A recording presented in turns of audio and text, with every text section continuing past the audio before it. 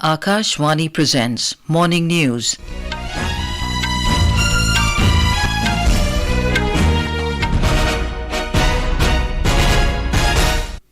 Good morning, I'm Anuja Kumar. The headlines. Finance Minister Nirmala Sitharaman to attend commemoration of bicentennial anniversary of arrival of India-origin Tamils in Sri Lanka in Colombo today, to also address India-Sri Lanka Business Summit. Today is the last date for withdrawal of nominations for single-phase assembly elections in Madhya Pradesh and second phase of polls in Chhattisgarh. Enforcement Directorate to question Delhi Chief Minister Arvind Kejriwal today in connection with excise policy scam. TMC MP Mahua Moitra to appear before Lok Sabha Ethics Committee in alleged cash for query scam. In national games in Goa, Ancy Sojan of Kerala clinches gold in women's long jump event. Shilpa Rani of Haryana bags yellow medal in women's javelin throw. And in ICC Cricket World Cup, India to take on Sri Lanka in Mumbai this afternoon. And now the news in detail. Finance Minister Nirmala Sitharaman will attend the commemoration of the bicentennial anniversary of the arrival of India-origin Tamils in Sri Lanka, NUM 200 in Colombo today. Mr. Sitharaman will also address the India-Sri Lanka Business Summit, focusing on the theme of enhancing connectivity, partnering for prosperity, fostering bilateral economic cooperation and trade.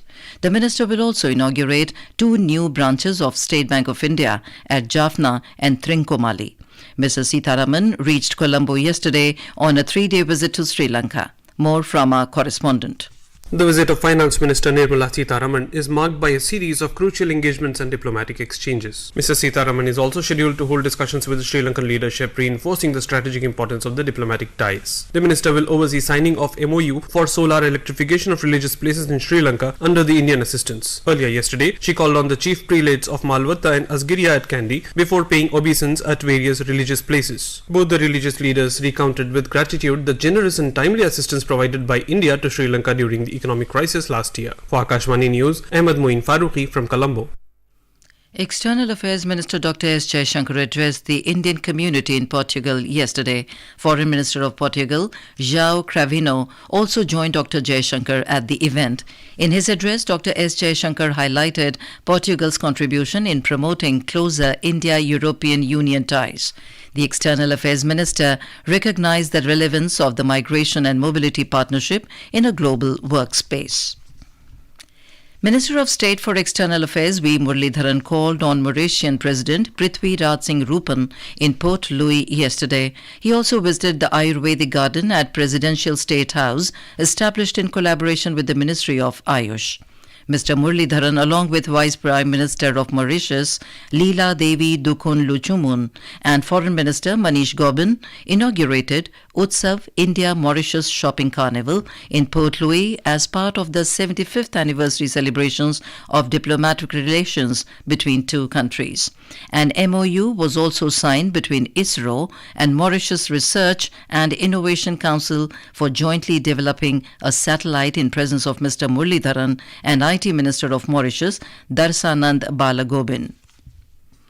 Minister of State for External Affairs Meenakshi Lekhi will be on a 6-day official visit to Paraguay and Ecuador from today.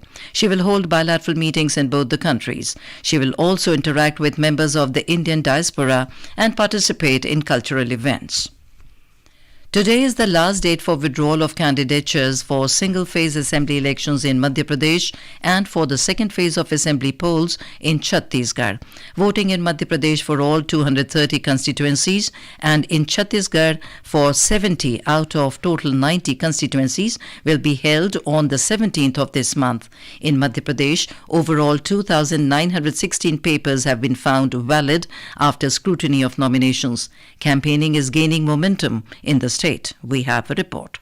Prime Minister Narendra Modi is arriving in Ratlam, Madhya Pradesh on 4th November. He will address a public meeting in Banjali. BJP candidates from 9 assembly constituencies including Ratlam will be present in this meeting. BJP Election Committee convener and Union Agriculture Minister Narendra Singh Tomar is visiting Ratlam today to review the preparations for the PM's meeting. At the same time, Union Minister Ramdas Athwale's Republican Party of India has announced to support BJP candidates in Madhya Pradesh. On the other hand, during the election campaign in Narsinghpur district yesterday, senior Congress leader Kamal Nath announced to start a scholarship scheme. Sanjeev Sharma, Akashvani News, Bhopal. Meanwhile, in Chhattisgarh, campaigning is at its peak for the first phase of assembly polls. Voting for 20 out of 90 seats in the state is to be held on the 7th of this month. Most of these constituencies are in the Maoist-affected areas. Our correspondent has the details. Senior leader of Bharatiya Janata Party and Prime Minister Narendra Modi will today address an election rally in favor of BJP candidates in Kanker district of Chhattisgarh. Shri Modi will hold an election rally in Govindpur in Kanker district this afternoon. Meanwhile, Congress National President Mallikarjun Kharge addressed a public meeting in the Sukma district of Bastar division and at Mahasamund yesterday. State Chief Minister Bhupesh Baghel will hold a road show seeking support for Congress candidate in Rajnandgaon today. Vikalp Shukla, Akashvani News, Raipur. The BJP Central Election Committee meeting was held at party headquarters in New Delhi yesterday. Prime Minister Narendra Modi, BJP President JP Nadda, Union Minister Amit Shah and other senior party leaders attended the meeting. The meeting was to finalize the names of BJP candidates for the upcoming Rajasthan and Telangana assembly polls. This is Akashvani giving you the news. For quick news updates round the clock, follow us on our Twitter handle at AIR News Alerts.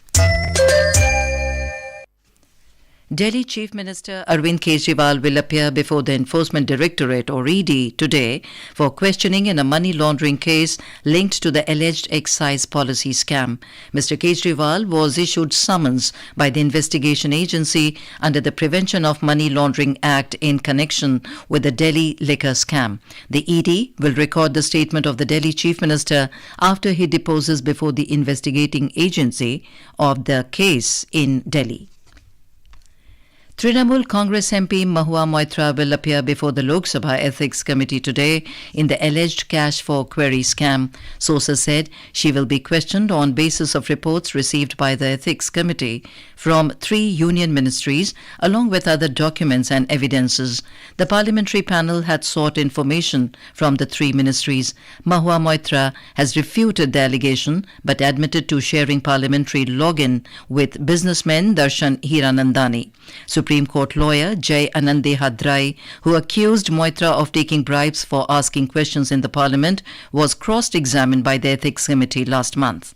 Talking to media, BJP MP Nishikant Dubey, who is the complainant in the matter, said he has already deposed before the committee and it is now up to the panel to take the final call. Committee of ethics में मेरा deposition हो चुका है। महुआ जी की पेशी है, committee of ethics के सामने वो हाजिर होंगे। अब कमिटी उसके बाद जो फैसला करेगी कि मेरा जो आरोप है कि महुआ जी ने राष्ट्रीय सुरक्षा के साथ खिलवाड़ किया कि नहीं किया, महुआ जी ने भ्रष्टाचार किया कि नहीं किया, पार्लियामेंट में 10,000 रुपया लेने के लिए क्वेश्चन पूछने के लिए सांसद बर्खास्त हो चुके हैं, निष्कासित हो चुके हैं। माननीय सुप्रीम कोर्ट ने भी कहा है ये बात, ये उससे ज्यादा सीरियस विषय। The Income Tax Department has registered a record 7 crore 65 lakh income tax returns (ITRs) filed for 2023-24 till the 31st of October this year. The Finance Ministry said it is more than 11% higher as compared to the 6 crore 85 lakh ITRs filed for 2022-23. It said out of the total ITRs filed for 2023-24, more than 96% have already been verified and processed. In Bihar, 2 people lost their lives while 7 others are missing after a boat carrying 19 passengers capsized in Saryu River under Maji police station area in Saran district in the state. Officials said the mishap took place last evening when local inhabitants were returning to their village after work. Bihar State Disaster Management Department officials said 10 people managed to swim to the bank. Talking to media persons, District Magistrate of Saran, Aman Samir, said rescue team team and SDRF have been pressed into the service to trace the missing persons. ये लोग daily वहाँ पे खेती करने जाते थे और शाम में वापस आते थे। नाविक थे 19 लोग, 19 में से जो है वो अभी जो जानकारी हम लोगों को मिली है उसमें 10 लोग जो है वो बच गए हैं, 2 लोगों की जो है मृत्यु हो गई है, 7 की जो है वो रेस्क्यू ऑपरेशन हम लोग अभी कर रहे हैं। अभी तक 2 body recover. Punjab has witnessed a significant reduction in the incidence of paddy stubble burning in the fields this year as compared to previous years. Union Ministry of Environment, Forest and Climate Change has provided special assistance to the state in the action plan for stubble disposal. We have a report. During the period from 15th September to 1st November this year, a total of 9,594 incidents of stubble burning in the fields reported, which are nearly 46% less as compared to the same period of last year. The Union Ministry of Environment, Forest and Climate Change has played an important role in this reduction because the financial support of the ministry has helped in providing machinery to the farmers for disposal of stubble in the fields itself. A target has been set to reduce the incidence of fire by about 50% this year as compared to last year. Shishu Sharma Shantal, Akashvani News, Jalandhar. A layer of haze hung over national capital Delhi and its surrounding areas today, with the air quality slipping deeper into the very poor category. The city's air quality index was recorded at 349 at 7 a.m. this morning. The deterioration in the air quality is primarily due to a dip in temperature and calm winds during the night. On to sports. At the ongoing 37th National Games in Goa, skill, speed and strategy are on display. The thrill of lawn tennis, hockey, sepak takraw, football, athletics and taekwondo can be seen in these games. In the women's long jump, Asian Games silver medalist Ancy Sojan of Kerala bagged the gold medal. Shilpa Rani of Haryana got the yellow medal in the women's javelin throw.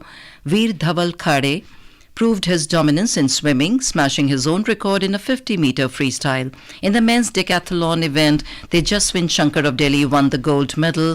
Tamil Nadu men's team and Andhra Pradesh women's team won the 4x100-meter relay event. Maharashtra continued its dominance in the games. It has bagged 142 medals, including 56 gold. Services Sports Control Board remained at the second position, while Haryana stood at third position. In ICC Men's Cricket World Cup, India will take on Sri Lanka at Wankhede Stadium in Mumbai this afternoon. The match will start at 2 p.m. India are currently on the second position in the points table with 12 points after winning all their 6 matches. On the other hand, Sri Lanka are at the 7th position with only 4 points from 2 matches that they won in the tournament. Meanwhile, South Africa reclaimed the top spot of the points table after the thumping 190-run victory over New Zealand in Pune last evening.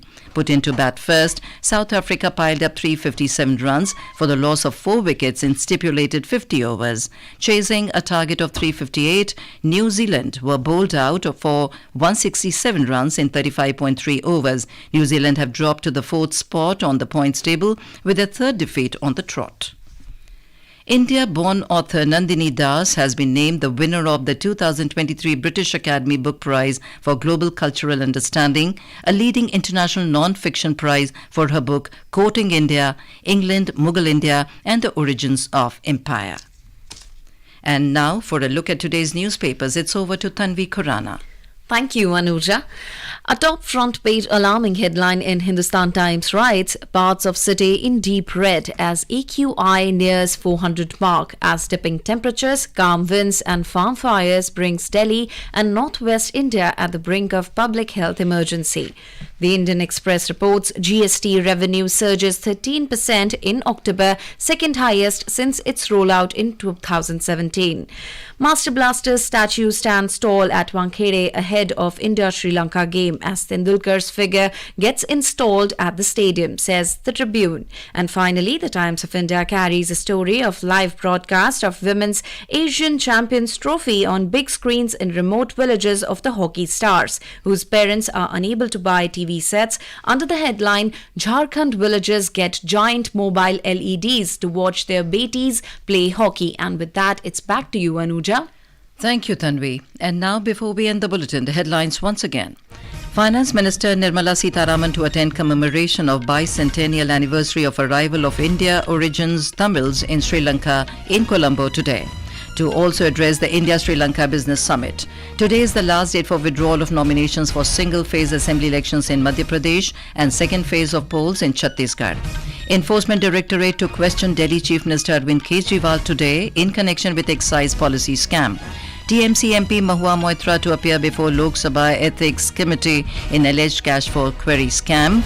And in National Games in Goa, Ancy Sojan of Kerala clinches gold in women's long jump event. Shilpa Rani of Haryana bags yellow medal in women's javelin throw. And with that, we end the morning news. Have a nice day.